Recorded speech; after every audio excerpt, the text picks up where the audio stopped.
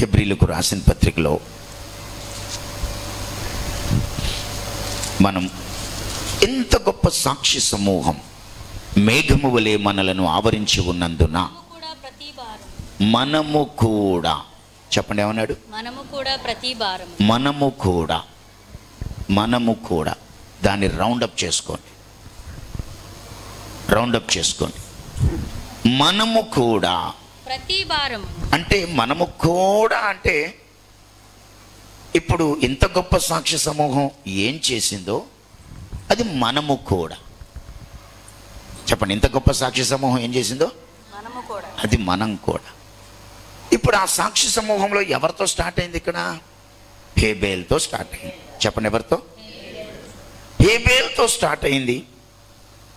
అక్కడ విశ్వాసమును బట్టి 11:4 విశ్వాసమును బట్టి హేబేలు శ్రేష్టమైన బలి దేవునికి అర్పించాను. దేవుడు అతని అర్పణల గురించి సాక్ష్యం ఇచ్చినప్పుడు అతడు ఆ విశ్వాసమును బట్టి నీతిమంతుడిని సాక్ష్యం పొందెను. అతడు మృతి నొందాడు కానీ విశ్వాసం మృతి నొందలేదు. హల్లెలూయా. అతడు మృతి నొందాడు కానీ విశ్వాసం మృతి పొందలేదు. Come on sister, you may die but your faith will not die. Come on brother, నువ్వు మృతి చెందుతావు కానీ నీ విశ్వాసం చచ్చిపోదు. నీ విశ్వాసానికి మరణము లేదు. నీ విశ్వాసము మరణించదు. మరణము లేని విశ్వాసాన్ని కైవసం చేసుకో. మరణము లేని విశ్వాసాన్ని పెంపొందించుకో. మరణము లేని విశ్వాసాన్ని పోగేసుకో. కృంగిపోకు. విశ్వాసంలో జారిపోకు. నీ విశ్వాసంకి మరణం లేదు. నీకు మరణం ఉండొచ్చు బ్రదర్, సిస్టర్, నీకు మరణం ఉండొచ్చు. కానీ మరణము లేనివి 3: విశ్వాసం, నిరీక్షణ, ప్రేమ. విశ్వాసం, నిరీక్షణ, అవి నిత్యము ఉంటాయి. ఎక్కడన్నాడు ఈ మాట? 1 కొరింథీ 13:13 చదవండి. కాగా విశ్వాసము, నిరీక్షణ, ప్రేమ ఈ 3ను నిలుచును. వీటిలో శ్రేష్టమైనది, వింటున్నారా? ఏమన్నాడు? 3 నిలుచును. కమ్ ఆన్ సిస్టర్, నీ లోపల ఈ రోజు ఏ విశ్వాసం ఉందో అది నిలుస్తుంది. ఆమేన్. అది శాశ్వతమైనది. అది నిలుస్తుంది. నీలో విశ్వాసం నిలుస్తుంది. అది శాశ్వతం. నిలిచేవి 3. అన్నీ పోతాయండి. నువ్వు సంపాదించింది పోవచ్చు. కష్టపడి రాత్రనక పగలనక పోగేస్తున్నావే, అది పోవచ్చు. రాత్రనక నేను 35 సంవత్సరాలు కష్టపడ్డది పోవచ్చు. అదేం నిలవకపోవచ్చు. ఆస్తైనా అంతస్తైనా పోవచ్చు. ఇల్లైనా వాకిలైనా పోవచ్చు. వస్తువులైనా వాహనాలైనా పోవచ్చు. సంవత్సరాలు కష్టపడి నువ్వైనా నేనైనా పోగేసింది పోవచ్చు. కానీ పోకుండా ఉండేది విశ్వాసం, నిరీక్షణ, ప్రేమ. అందులో శ్రేష్టమైంది ప్రేమ. ధైర్యం తెచ్చుకో. విశ్వాసం కోల్పోకు. నాకేందుకు ఇలా జరుగుతుంది అనకు. దేవుడు నన్నే ఎందుకు వదిలేశాడని నువ్వెందుకు అనకు. నన్ను ఎందుకు వదిలేశాడని నువ్వు అనకు. నేనేం తప్పు చేశానని నాకు ఇలా జరుగుతుంది అనకు.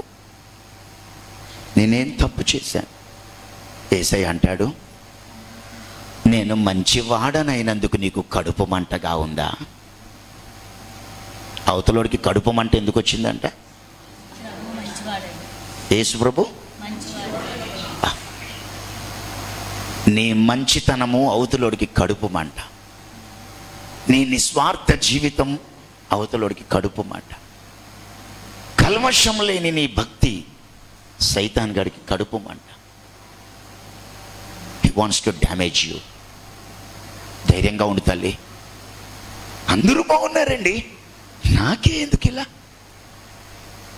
అందరూ బాగున్నారండి, నాకే ఎందుకు ఇలా అని నువ్వు ఎన్నిసార్లు అంటలేదు? You are called for it. అందుకు నువ్వు పిలువబడ్డావు తమ్ముడా, తల్లి నువ్వు అందుకు పిలువబడ్డావు. అక్కడ మనం చదువుతాం ఏమనంటే, అతడు మృతి పొంది ఆ విశ్వాసం ద్వారా మాట్లాడుచున్నాడు. ఈరోజు హేబేల్ మాట్లాడుతున్నాడు మనందరితో. ఇప్పుడు దాకా ఆదాం మాట్లాడాడు. మనందరితో ఎవరు మాట్లాడారు? ఇప్పుడు అంటే సడన్గా నేను మాట్లాడేటప్పుడు నాకు ఎలా అనిపించింది అంటే, ఆదాం పూనాడు అనిపించింది నాకు. ఏదైనా తోటలో ఏం జరిగిందో నేను చెప్పేటప్పుడు నాకేమనిపించిందంటే, ఆదాం గారు నా మీద పూనాడా? నేను ఏదైనా యాక్టింగా లేకపోతే పూనకం ఏదైనా, ఏంటి ఆదాంలా ప్రవర్తిస్తున్నా, ఆదాంలా పలుకుతున్నా, ఆదాంలా ఏడుస్తున్నా అనుకున్నా. అప్పుడు అర్థమైంది ఆదాం మాట్లాడాడు ఇప్పుడు దాకా. ఇప్పుడు చెప్తున్నా ఏబేలు మాట్లాడుతున్నాడు. అంటే ఏబేలు పూనాడు నా మీద. ఏబేలు మాట్లాడుతున్నాడు. ఏమని? నేను చచ్చిపోయా, కానీ నా విశ్వాసం బ్రతికే ఉంది. నేను చచ్చిపోయా, తప్పు చేసి కాదు, తప్పు చేసి కాదు, మేలు చేసి చచ్చిపోయా, భక్తి చేసి చచ్చిపోయా, మంచి చేసి చచ్చిపోయా. నేను చచ్చిపోయా. మంచోడికి ఈ లోకంలో ప్లేస్ లేదు, వాడు చచ్చిపోవాలి. మంచోడు ఈ లోకంలో బ్రతకూడదు, వాడిని అపవాది చంపేస్తాడు. ఎందుకంటే ఈ లోకం అపవాదిది. ఈ లోకం నీకు ఇక్కడ ప్లేస్ లేదు, వాడు నిన్ను చంపేస్తాడు. నువ్వు ఇష్టమేనా చచ్చిపోవడానికి? నువ్వు బతకాలనుకుంటే వాడు అంటాడు, ఓ పని చేయి, నా వైపుకి వచ్చాయి, నా వైపుకి వచ్చాయి, నాతో వార్ మానేసాయి, నాతో ఫైట్ మానేసాయి, నాతో యుద్ధం మానేసాయి, నా రింగ్లోకి వచ్చాయి, నా వైపుకి వచ్చి నిలబడి, నా పక్కన నిలబడి, ఇంకా నువ్వు బతుకుతావు.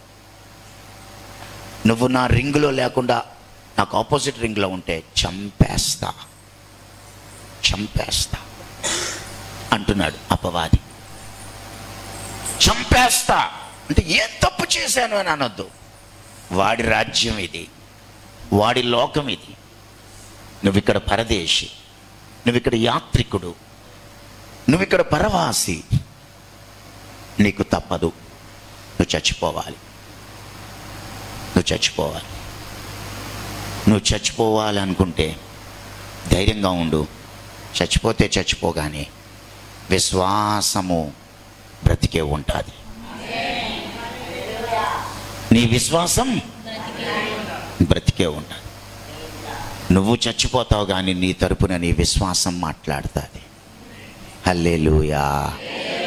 అలా లిస్ట్ మొదలయ్యాక ఆయన ఇంకా అంటాడు, విశ్వాసమును బట్టి హానోకు మరణము చూడకుండానట్లు కొనిపోబడెను.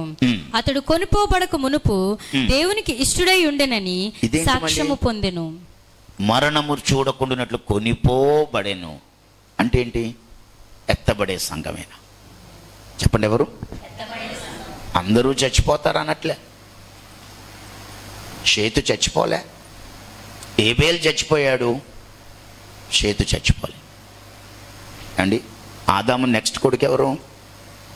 కయ్యను. ఏబేల్ తర్వాత నెక్స్ట్ ఎవరు? కయ్యన్ తర్వాత ఏబేల్ తర్వాత నెక్స్ట్ ఎవరు? చెప్పండి. షేతు. షేతు పుట్టగానే ఏం మొదలైంది? ప్రార్థన మొదలైంది. షేతు చచ్చిపోలే. షేతు ఎత్తబడే సంఘం. హేబేలేమో శ్రమలలో పాలు పొందిన సంఘం. హేబేలేమో తప్పు చేయకపోయినా శిక్ష అనుభవించే సంఘం. కాబట్టి హేబేలేమో చచ్చిపోయాడు, షేతేమో ఎత్తబడే సంఘం. అందుకే అక్కడ హానోకు పేరెత్తాడు. హానోకు పేరెత్తి 7వ వాడు ఇతను సంపూర్ణ స్థితి పొందినవాడు, మరణము చూడకుండానట్లు అతడు కొనిపోబడ్డాడు, దేవునికి ఇష్టుడై ఉన్నాడు అంటాడు. ఇలాగే చెప్పుకుంటూ ఆయన తర్వాత ఎవరెవరిని జ్ఞాపకం చేశాడు? తర్వాత నోవాహు. 7వ వచనంలో ఎవరండి? నోవాహు. తర్వాత అబ్రహాం, తర్వాత ఇస్సాకు, తర్వాత యాకోబు, ఇలాగ శారా, మొత్తం మోషే, చెప్పుకుంటూ చివరికి నేను ఎక్కడ ముగించాలనుకుంటున్నానంటే 27వ వచనంలో విశ్వాసముని బట్టి అతడు అదృశ్యమైన వాటిని చూచుచున్నట్టు స్థిరబుద్ధి గలవాడై రాజాగ్రహమునకు భయపడక ఐగుప్తును విడిచిపోయెను. తొలిచీరు పిల్లలను నాశనము చేయువాడు ఇశ్రాయేలందరినీ ముట్టకుండు నిమిత్తము. ఇదంతా కూడా మోషే గురించి. 30వ వచనంలోకి వచ్చేసరికి విశ్వాసమును బట్టి 7 దినముల వరకు ప్రదక్షిణము చేయబడిన తరువాత ఎరికో గోడలు కూలెను. విశ్వాసమును బట్టి రాహాబను వేశ్య వేగుల వారిని సమాధానముగా చేర్చుకునినందున అవిధేయతతో పాటు నశింపకపోయెను. ఇకను ఏమి చెప్పుదును? గిద్యోను, బారాకు, సంసోను, యెఫ్తా, దావీదు, సమూయేలును వారిని గూర్చియు ప్రవక్తలను గూర్చియు వివరించుటకు సమయము చాలదు. వారు విశ్వాసము ద్వారా రాజ్యములను జయించిరి, నీతి కార్యములను జరిగించిరి, వాగ్దానములను పొందిరి, సింహాల నోళ్లను మూసిరి, అగ్ని బలమును చల్లార్చిరి, ఖడ్గదారును తప్పించుకుని, బలహీనులుగా ఉండి బలపరచబడిరి, యుద్ధములో పరాక్రమశాలులైరి, అన్యుల సేనలను పారదోలిరి, స్త్రీలు మృతులైన తమ వారిని పునరుద్ధానము వలన మరలా పొందిరి, కొందరైతే మరి శ్రేష్టమైన పునరుద్ధానము పొందగోరి విడుదల పొందనొల్లక యాతన పెట్టబడిరి, మరికొందరు తిరస్కారములను, కొరడా దెబ్బలను, మరి బంధకములను, ఖైదును అనుభవించిరి, రాళ్లతో కొట్టబడిరి, రంపముతో కోయబడిరి, శోధింపబడిరి, ఖడ్గముతో చంపబడిరి, గొర్రె చర్మములను మేక చర్మములను వేసుకొని దరిద్రులయ్యుండి శ్రమపడి హింస పొందుచు అడవులలోను కొండల మీదను గుహలలోను సొరంగములలోను తిరుగులాడుచు సంచరించిరి. అట్టి వారికి ఈ లోకము యోగ్యమైనది కాదు. ఆమేన్. ఒకసారి ఆగండి. అక్కడ ఎన్ని బాధలండి! విశ్వాసం కాపాడుకోవడానికి ఎన్ని బాధలండి! సజీవంగా ఉండే విశ్వాసాన్ని కాపాడుకోవడానికి ఇన్ని బాధలు పడాలి. ఐఎమ్ రెడీ అన్నాడు పౌలు. ఏమన్నాడండి? I'm ready. ఏ విధము చేతనైనను మృతులలో నాకు పునరుద్ధానం కలగాలని, ఆయన శ్రమలలో పాలివాడనగుట ఎట్టిదో నేను తెలుసుకోవాలని, నాకేవేవి లాభకరములై ఉన్నవో వాటిని నష్టంగా పెంటతో సమానంగా ఎంచుకుంటా.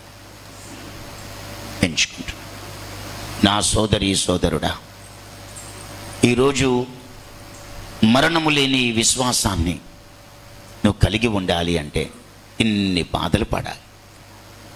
నువ్వు రెడీయా? అనొద్దు నేనేం తప్పు చేశానని. నువ్వు అనొద్దు నేనేం తప్పు చేశానని. అవ్వ కొరకు ఆదాము అప్పగించుకున్నట్లు ఆదాము కొరకు, ఆదాము సంతతి కొరకు యేసు అప్పగించుకున్నట్లు, ఆ యేసు పొందిన మరణములో సమాన అనుభవం కోసం పౌలు అప్పగించుకున్నట్లు, భక్తులందరూ అప్పగించుకున్నట్లు. Are you ready? Think of it.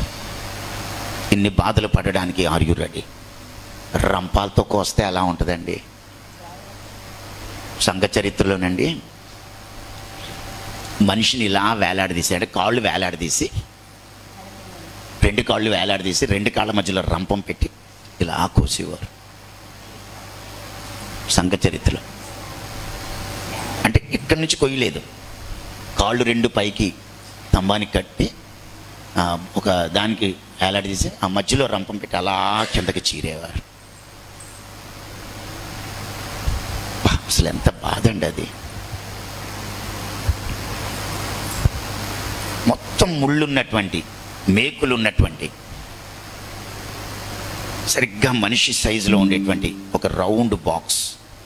ఆ బాక్స్లో మనిషిని మూత తీసి లోపలికి మనిషిని నిలబెట్టి ఆ మూత వేసి లోప పెట్టే అన్ని ముళ్ళు గుచ్చుకుని అలా ఉండిపోయి కదలడానికి లేదు. ముళ్ళన్నీ గుచ్చుకుపోయి ఆ గుచ్చుకుపోయిన ముళ్ళ రక్తం అలా ఐరన్ బాక్స్ నుంచి కారుతా ఉంటే ఏడ్చి ఏడ్చి ఏడ్చి ఏడ్చి ఏడ్చి ఏడ్చి కొన్ని గంటలు ఏడ్చి వేలబడిపోయేవాడు. ఎన్ని బాధలండి సంఘ చరిత్ర. బట్టలు లేక గొర్రెతోలు మేకతోలు కట్టుకొని బతికేవారు. ఈ లిస్ట్ అంతా ఇంటికెళ్ళి మళ్ళీ చదువుకో. మరికొందరు తిరస్కారములను, కొరడా దెబ్బలను, మరి బంధకములను, ఖైదును అనుభవించిరి, రాళ్లతో కొట్టబడిరి, రంపములతో కోయబడిరి, శోధింపబడిరి, ఖడ్గముతో చంపబడిరి, గొర్రె చర్మములు మేక చర్మములు వేసుకుని దరిద్రులై ఉండి శ్రమపడి హింస పొందుచు అడవుల్లో, కొండల్లో, గుహల్లో, సొరంగాల్లో తిరుగుచు సంచరించిరి. అట్టి వారికి లోకము యోగ్యమైనది కాదు.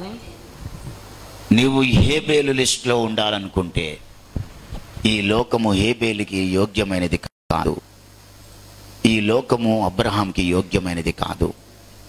ఈ లోకము హానోకుకి, లేకపోతే నోవాకి, చివరికి సంసోనికి, సమూయేలుకి, దానియేలుకి, పౌలుకి, పేతురుకి, చివరికి నాకు, నీకు యోగ్యమైనది కాదు. మీకు అర్థమవుతుందా? మనకిది యోగ్యమైనది. We do not belong to this world. We do not belong to this world. ఇవన్నీ నీకు అర్థమైతే ధైర్యం తెచ్చుకో. ధైర్యం తెచ్చుకుని ఏమన్నా పోగొట్టుకో, విశ్వాసం కాపాడుకో చివరిదాకా. విశ్వాసం చివరిదాకా. ఎందుకంటే సైతానుగాడు ఎవని మృంగుదునా అని గర్జించు సింహంలాగా తిరిగేటప్పుడట క్రీస్తు నుండి కలుగు సరళత నుండి మనల్ని తప్పించాలని చూస్తున్నాడు. మళ్ళీ చదువుతావా మాట? 2 కొరింథీ 11లో సర్పము తన కుయుక్తి చేత అవ్వను మోసంపరిచినట్లు మీ మనస్సులు చెరపబడి. అమ్మా ఏమన్నాడు ఇక్కడ? ఫస్ట్ వాడు చేసే ఏంటంటే నీ మనసు చెరిపేస్తాడు. జాగ్రత్త. నీ మనసు స్ట్రాంగ్గా ఉండని. నీ మనసు స్ట్రాంగ్గా ఉండని. ఎవడో చేదో అంటాడండి, నమ్మేస్తావు. ఆడెవడో కాదు వచ్చి ఏదో అన్నదే. ఈరోజు ఆదాము హేబేలు నా మీద పొన్నట్టో, పరిశుద్ధాత్ముడు నాలో ఉండి మాట్లాడినట్టో సర్పం ఎవళ్ళలోనో దూరతాడు. సర్పం ఎవళ్ళలోనో దూరి నీ మనసు చేరిపేస్తాడు. జాగ్రత్త. ఏకీభవించుకో, కొంచెం ఆలోచించుకో. నేను ఒకటి నమ్ముతాను. ఏం నమ్ముతానంటే ఇందులో మనం విశేషం ఏమీ లేదు. అంతా ఆయన కృపే. ఆయన ఎవని కరుణించునో, ఎవను కఠినపరచకూరునో మన గొప్పేం లేదండి.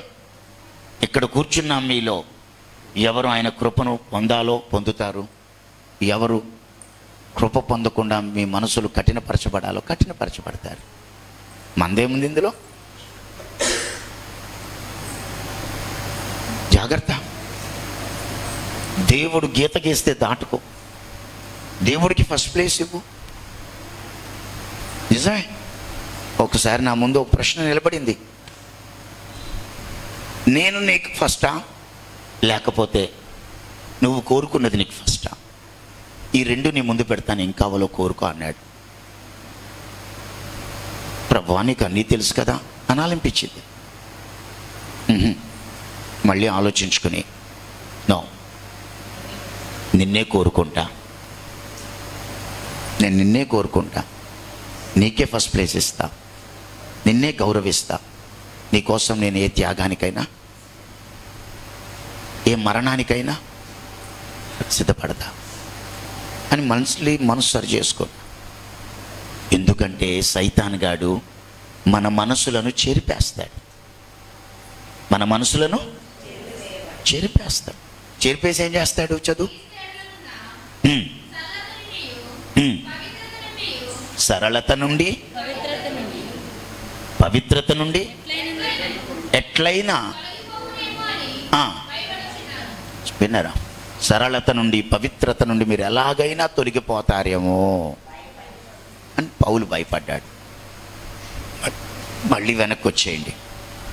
మళ్ళీ వెనక్కి వచ్చే హెబ్రీ పత్రికలో 12వ అధ్యాయంలో ఇంత గొప్ప సాక్షి సమూహం మేఘము వలె మనలను ఆవరించి ఉన్నందున మనము కూడా ప్రతి భారమును సులువుగా చిక్కులు పెట్టు పాపమును విడిచిపెట్టి, ఇప్పుడు ఆ విశ్వాసాన్ని కాపాడుకోవడం కోసం, సజీవంగా ఉండే ఆ విశ్వాసాన్ని ఎలాగైనా మనం కాపాడుకోవడం కోసం అక్కడ ఏమన్నాడండి?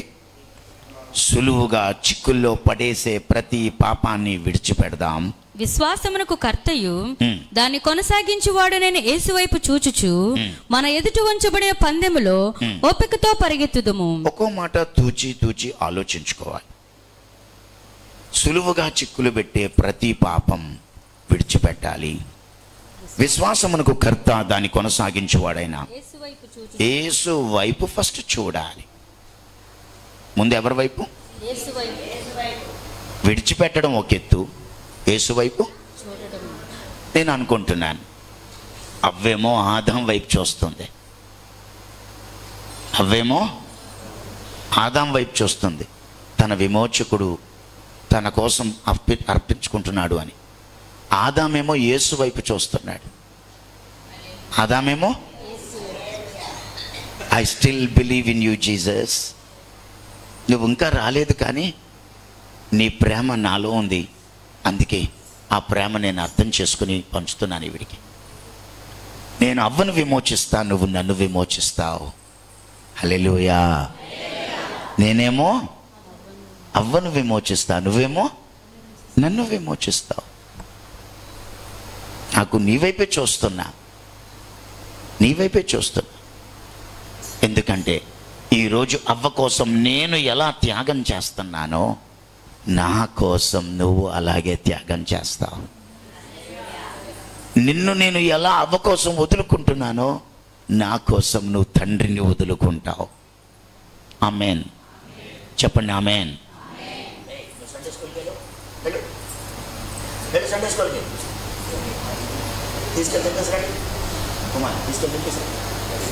వెళ్ళాలి సండే స్కూల్కి వెళ్ళాలి, రాకూడదు పెద్దవాళ్ళ మధ్యలో. ఆ రోజు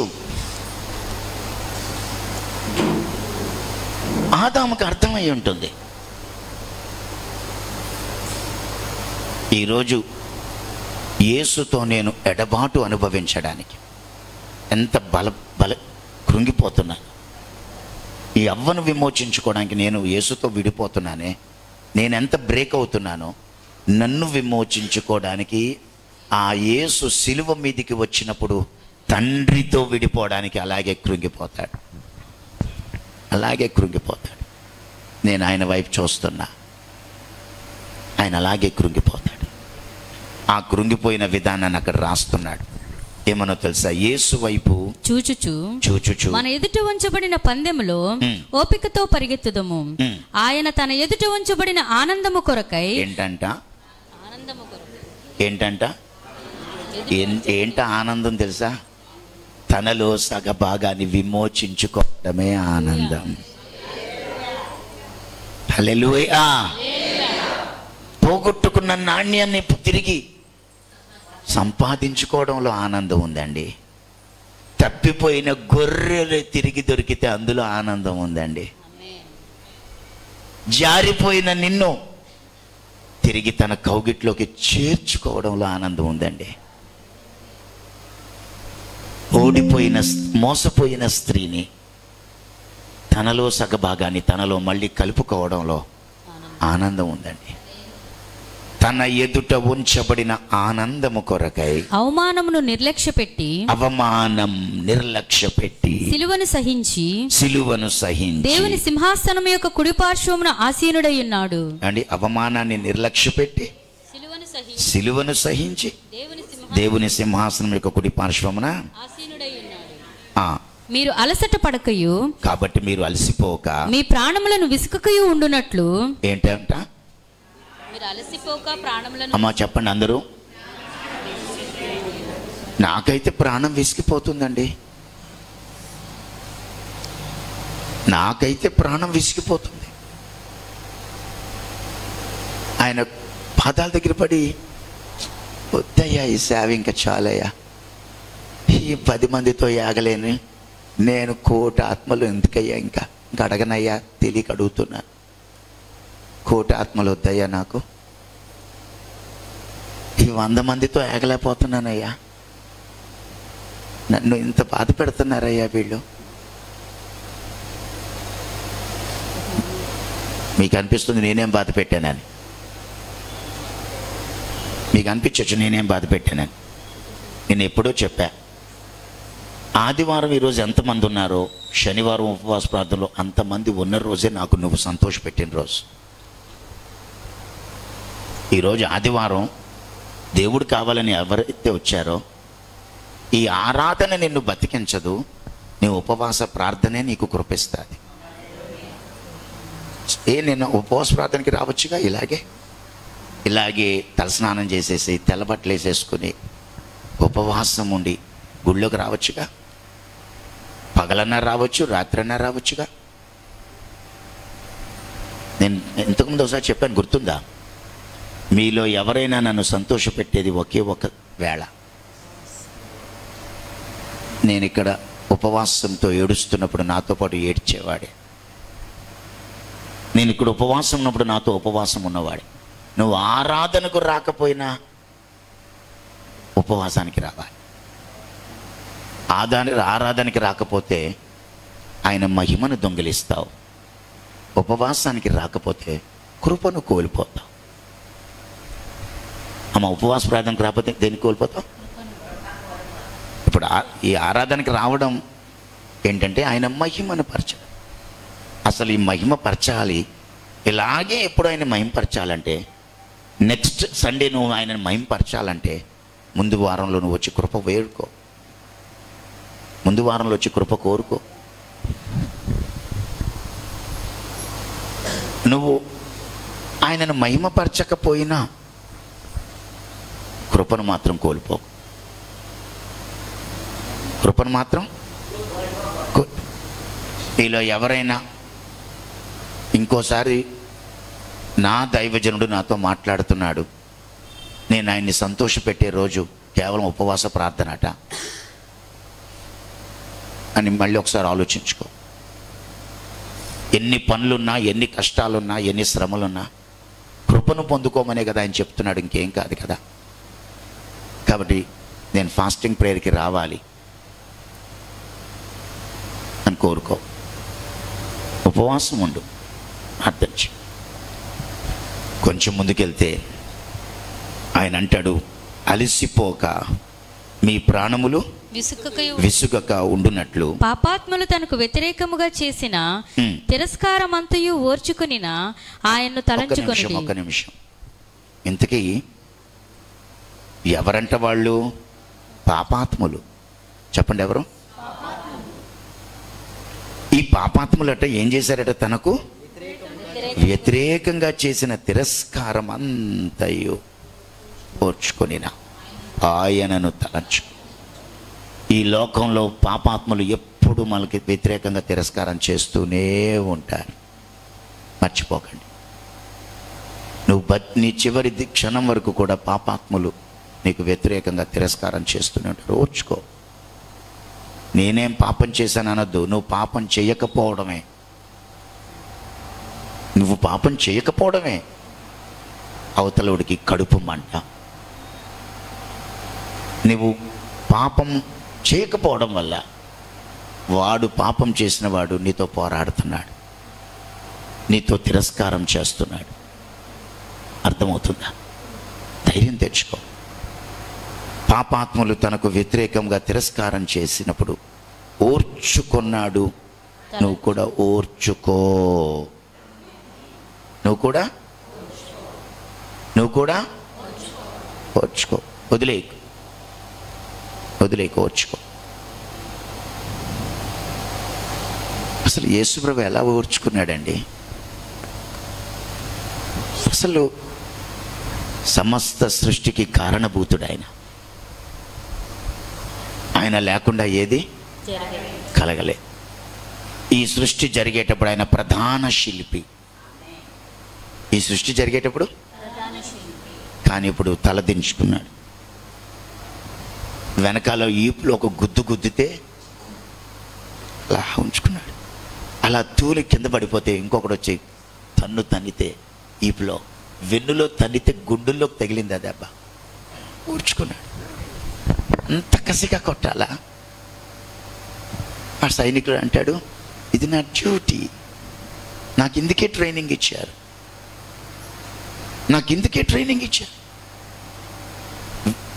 బూటు కాలుతో వీపులో తంతే గుండెల్లోకి తెగాల దెబ్బ. అది నా డ్యూటీ అంటాడు వాడు. అసలు నేను మీకు ఇలా చెప్తున్నాను, కానీ ఎక్కువ ఫాస్టింగ్స్ చేయడం వల్ల నాకు దేవుడు చాలా దర్శనాలు చూపించాడు. చాలా ఏది అడిగితే చూపిస్తూ ఉంటాడు. ప్రభువు రాకడ ఎలా ఉంది అంటే చూపించాడు. పాతాళం ఎలా అంటే చూపించాడు. లేకపోతే రేపు అబద్ధ క్రీస్తు వచ్చినప్పుడు ఏం జరుగుద్ది ఆ రోజు అంటే చూపించాడు. లేకపోతే నేను ఎలా చచ్చిపోతాను అంటే చూపించాడు. ఇలా అన్నీ చూపించిన నాకు చాలా చాలా ఉన్నాయి నా మైండ్ నిండా. అందులో ఆయన తన్నిన ఆ సన్నివేశం నాకు చూపించాడు. ఆ వీపులో ఆ సైనికుడు బూట్ కాలుతో తంతే ఈ గుండె ఇలా కదిలిపోయిందండి. ఈ గుండె ఇలాగ జరిగిపోయింది. ఎప్పుడైనా గతుకులో ఎగిరి పడితే గుండె అదురుతుంది, గుర్తుందా? బలంగా గతుకుల్లో ఎగిరి పడితే, రోడ్డు మీద స్పీడ్ బ్రేకర్ వచ్చినప్పుడు, గొంతులో పడ్డప్పుడు కొడితేనండి గుండె జారిపోయింది దాని ప్లేస్లోంచి. ఆయనకి ఓర్చుకున్నాడు. మనం ఓర్చుకోవడానికే పిలువబడ్డాం. ఈరోజు నేను మీతో చెప్తున్నా, ఓర్చుకో. కొంచెం ముందుకెళ్తే, మీరు పాపముతో పోరాడుటలో రక్తము కారునంతగా ఇంకా దాన్ని ఎదిరింపలేదు. ఆయన పాపంతో పోరాడేటప్పుడు రక్తం చిందించాడు. ఆయన పాపంతో పోరాడేటప్పుడు ఆయన ఏం చేశాడండి? మీరు రక్తం చిందించేంతగా ఇంకా పోరాడలేదు. అందుకే ఇదే మాట పేతురు పత్రికలో ఒక్కటి చదివి క్లోజ్ చేస్తాను. పేతురు పత్రికలో 4వ అధ్యాయంలో 1 పేతురు 4:12 ప్రియులారా, మిమ్మల్ని శోధించుటకు మీకు కలుగుచున్న అగ్ని వంటి మహాశ్రమను గూర్చి మీకేదో ఒక వింత సంభవించినట్లు ఆశ్చర్యపడుకుడి. క్రీస్తు మహిమ బయలుపరచబడినప్పుడు మీరు మహా ఆనందముతో సంతోషించు నిమిత్తము క్రీస్తు శ్రమలలో మీరు పాలివారై ఉన్నంతగా సంతోషించుడి. మొదటికొచ్చింది మళ్ళీ, క్రీస్తు శ్రమలలో పాలివారై ఉన్నంతగా సంతోషించండి. ఇది హేబేలు కథ, మళ్ళీ ఆదాము కథ, మళ్ళీ దానియేలు కథ, మళ్ళీ సంసోను కథ, మోషే కథ. గుర్తు చేసుకో. నాకేందుకని స్టార్ట్ చేశాం కదా మనం. ఇది అదే మళ్ళీ. నేను ఇందాకే చదవలేదు, అందుకు చూపించి వదిలేస్తున్నా. క్రీస్తు శ్రమలలో మీరు పాలివారై ఉన్నంతగా సంతోషించుడి. క్రీస్తు నామం నిమిత్తం మీరు నిందల పాలైన ఎడల మహిమా స్వరూపైన ఆత్మ అనగా దేవుని ఆత్మ మీ మీద నిలుచుచున్నాడు గనుక మీరు ధన్యులు. మీలో ఎవడును నరహంతకుడుగా గాని, దొంగగా గాని, దుర్మార్గుడుగా గాని, పరుల జోలికి పోవువాడుగా గాని బాధ అనుభవింప తగదు. తప్పు చేసి బాధపడకండి. తప్పు చేసి బాధపడడంలో గొప్పే ఉంది. నరహత్య చేసినందుకు, లేకపోతే దొంగతనం చేసినందుకు, దుర్మార్గం చేసినందుకు, పరుల జోలికి పోవువాడైనందుకు వాడు బాధ అనుభవిస్తే తప్పే ఉంది. అందులో మంచి జరిగింది. వాడు తప్పు చేశాడు, శిక్ష అనుభవించాడు. కానీ మనం అలా కాదంట. ఏ తప్పు చేయకుండానే, అమ్మ మళ్ళీ చెప్తున్నాడు ఏంటంట, మనము ఏ తప్పు చేయకుండానే, నరహత్య చేయకుండా, దొంగతనం చేయకుండా, వ్యభిచారం చేయకుండా, పరుల జోలికి పోకుండా, దుర్మార్గంగా ప్రవర్తించకుండా, ఏ తప్పు చేయకుండానే మనం శిక్ష అనుభవించాలట.